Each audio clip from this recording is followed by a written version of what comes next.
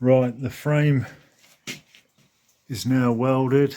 I've just put a bit of paint on it to stop it rusting while we test ride it. The final engine's in.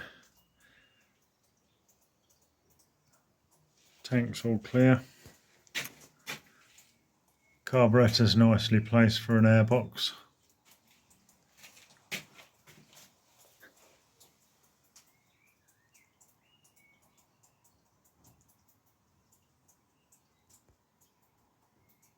Right, so it's time to start thinking about the pipe.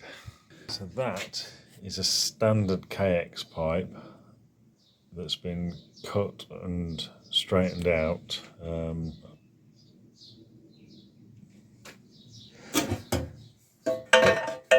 fit and will work.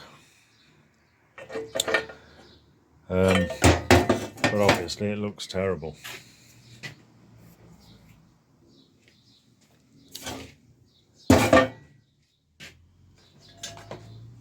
So what I'm going to do is reverse engineer the KX pipe, i.e. measure the lengths, the diameters, which is going to be quite difficult, and then recreate it as a cone pipe underslung for the AR.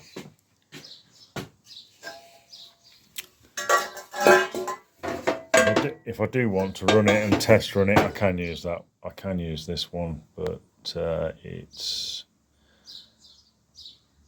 not very good.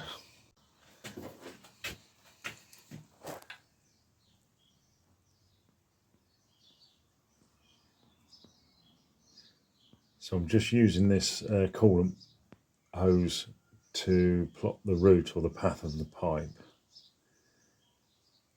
Now it wants to be fairly straight here as it's coming out of the cylinder, but obviously we are very much limited with the front wheel. We can't have the front wheel touching that pipe when the suspension's compressed. We'll have to really keep an eye on that. So that's the sort of path it's going to take. It's going to swing under the frame, over to the other side, and then sit underneath the engine, and then come out this way with the silencer up here.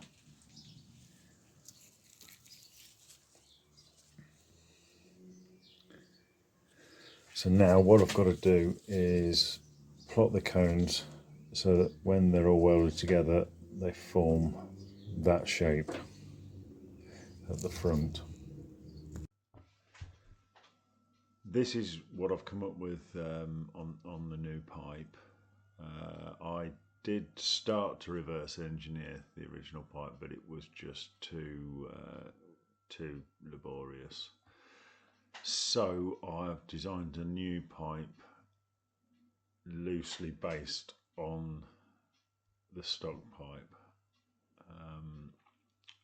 What I'll do is run the straightened out stock pipe as a benchmark and then test it against my new pipe and just make sure my new pipe is performing as well or better than the stock. So I'll probably make the first one out of mild steel and just MIG weld it to test the fit and the performance. I can can then make any modifications, change the design if I need to, and then I'll make the final pipe out of titanium.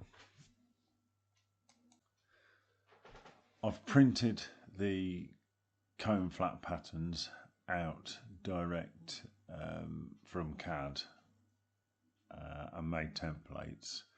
I will cut these cones by hand on the prototype and make it quickly. I don't want to wait for the laser cutters, so I'll just do this one by hand, just for speed really. Let's see if it works or it doesn't, and then go from there.